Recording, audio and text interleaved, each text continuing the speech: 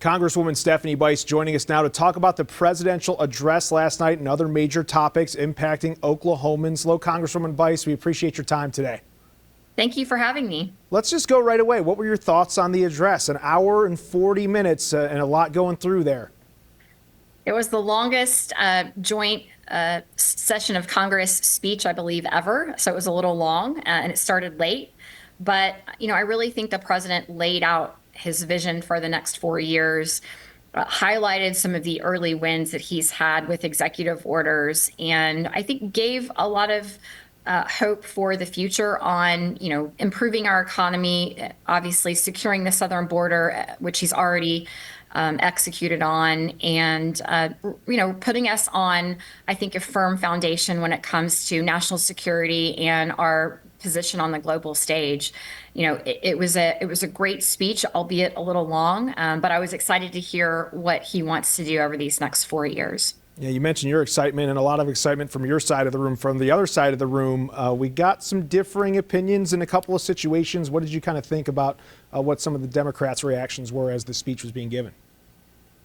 Look, we disagree on policy, and that's obvious, but I was really disappointed to see a member of the Democratic Party begin shouting at the president from the floor of the House, shaking his cane at him. I thought that was incredibly disrespectful and rude to interrupt, the president of the United States when he was giving his speech.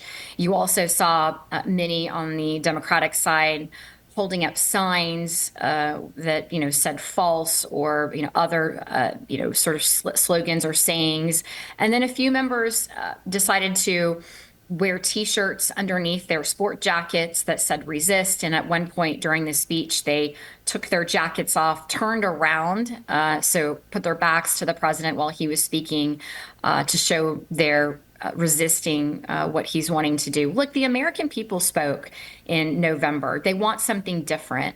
And I just think it's incredibly, disrespectful, but also tone deaf, frankly, to completely dismiss what the president was doing. I was so impressed with the visit or the guests that the president brought to the State of the Union. I mean, you have a 13-year-old that's battled brain cancer that was given an honorary Secret Service badge. None on the other side of the aisle stood up to celebrate him. You had two mothers that have lost children to violent crime and murder by illegals, didn't acknowledge their presence. It was really shocking to me, the distinction of the other side of the aisle, and actually really disappointing and sad. There was a situation over the last 4 years where Republicans would kind of give their feedback during President Biden's speeches. What do you think was the difference between then and what happened last night? We didn't hold up signs. We didn't hold up T-shirts. We didn't get up and walk out in the middle of speeches, and we certainly didn't shake a cane at the president and disrupt the speech. And the other thing I would tell you is that if you go back and look, when the president is escorted in, you typically have an escort committee, and it is made up, it's bipartisan, both sides. This time, the Democrats decided not to actually participate, which is, again, this is pomp and circumstance in some ways, but it shows their disdain for President Trump and the Republican side. They're unwilling to engage in simple decorum, and that's just disappointing. What are your thoughts when it comes to a continuing resolution here? Are we getting close? Because that's kind of the next big thing that's been coming up a lot, is the potential for a government shutdown. Where in your eyes are we at on this? Sure. I actually have been in a couple of meetings today. I am an appropriator along with the chairman, Tom Cole, and he is committed to making sure that we continue to fund government and keep everything open. The current continuing resolution ends on March 14th, and we are, under the gun to get a package across the finish line. But I do feel very confident. Tom Cole has worked diligently over these last several weeks. Democrats really were unwilling to give in to an appropriations package, so we're having to look, at least temporarily, on a continuing resolution that will likely be what we call a full year CR. That'll put us through September 30th of this year. And we can still, pass appropriations for FY25. Whether that will happen or not after the CR is completed, who knows? But we also have work to do. FY26 is upon us. we need to start having those hearings, appropriations meetings, and incorporating some of the things that DOJ has found as far as rescissions into the next year's funding package. When you talk about DOJ, there's people feeling the effects of this all across the country, Oklahoma no exception. First things first here, we have an internal memo from the VA talking about cutting 83,000 employees. There's already talk amongst veterans who need the VA service that have a lot of comments to say about the service and the wait times there. Let's just start there. Do you know anything about that potential cut and being understaffed and what we're doing to try to help them out? Well, if you heard Secretary Collins' statement earlier today, actually, he said that, yes, they are going to be cutting positions with the VA, and they are going to be filling 300,000 critical positions within the VA. So they're doing away with maybe ancillary positions that are not critical to the mission. And I think that's incredibly important. We should be doing everything we can to make sure that our veterans, service members, families are taken care of. And that is what Doug Collins is committed to. No one's going to lose any sort of benefit. They're not going to. Our goal is actually to cut down wait times. We recognize that that's a challenge. And Secretary Collins is committed to doing that very thing. So there may be some positions that are, that are done away with, but there's going to be many more that we're going to be bringing in and hiring to fill critical needs and gaps in the VA to make sure that our service members are being taken care of timely. Another big one, especially with everything we've had this week as far as severe weather goes, the Severe Weather Service with layoffs there, also cutting a lease on a facility in Norman. Any thoughts on that?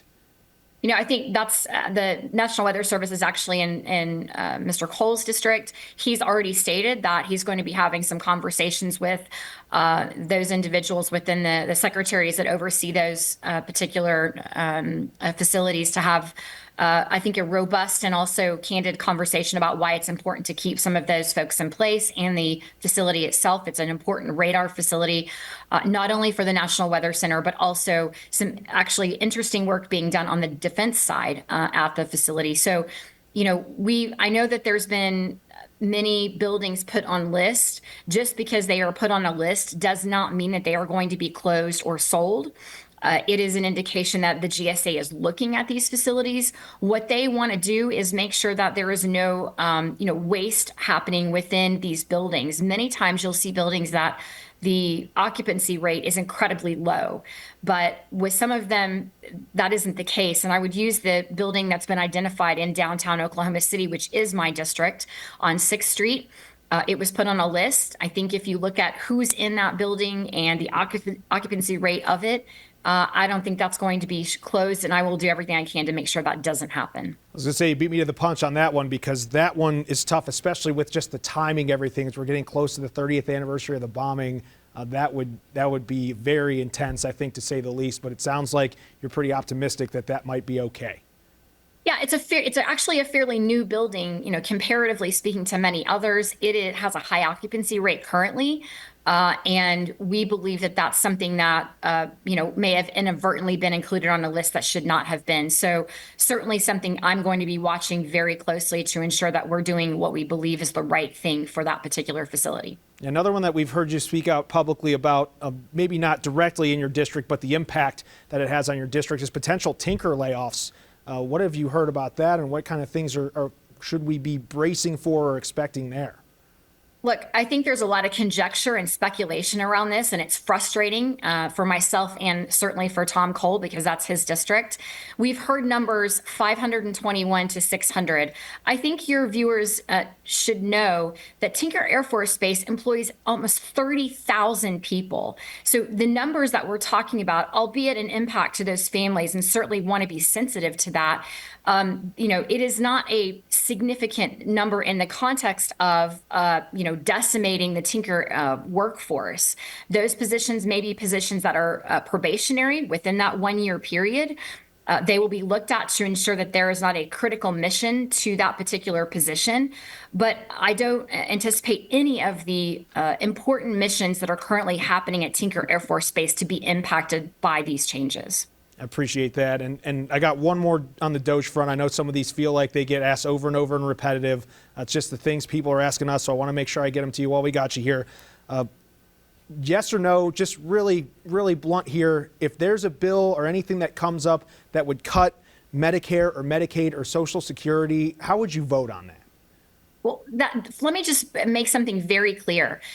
We're talking about the budget reconciliation process. You cannot cut Social Security in budget reconciliation. It's not allowed.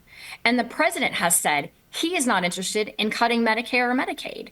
So are there things that we should be looking at to shore up those programs and to make sure that waste, fraud, and abuse is being rooted out? 100%. But we're not looking to slash and burn these programs. And the narrative from the Democrats, from the left, that we're doing that is disingenuous. And my folks back home should know that.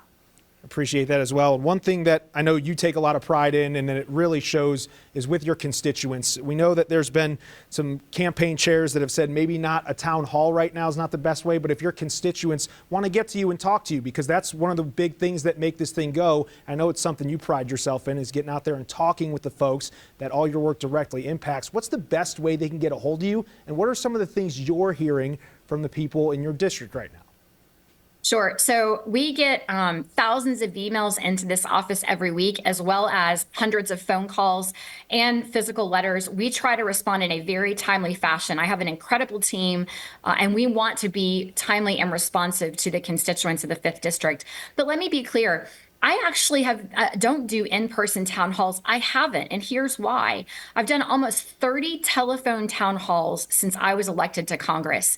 And the benefit of these town halls is that I'm actually not only dialing out to 40, 50, or 60,000 constituents in the district, but we post for the opportunity for people to also call in. You can ask a question. We've had phenomenal success with that. And I think it's a better atmosphere, because many people don't want to get in the car and drive to a local town hall. It's an inconvenience for them. I've had so many people that will stop me in the grocery store or at church and say, thank you for those telephone town halls. I don't want to get out at night and drive, maybe elderly, or I have kids' activities that I have to juggle. So allowing them the opportunity to listen rather than having to show up and be physically present at a place is a huge benefit. And I would tell you that we get anywhere from 5,000 to 7,000 people on the calls that we dial out to, these people are wanting to hear what I have to say. And so it's an effective way for us to communicate to constituents back home. I got to ask you while we got you too, what's coming up on your plate here that you're excited about, or something we can look forward to hearing about from you here in the next couple weeks? Well, the focus right now is certainly appropriations and the continuing resolution that we have on the table. And then subsequent to that, I think that for me personally, there's some really exciting things happening on paid family leave. I know in the state of Oklahoma, they've been looking at that through the state legislative lens, and I'm looking at it here federally, and hopefully we'll have some really exciting things to share with you in the next weeks to come. We appreciate your time and the work you're doing for both the people in your district and all across Oklahoma. Thank you again for your time today, Congresswoman. Thanks for having me.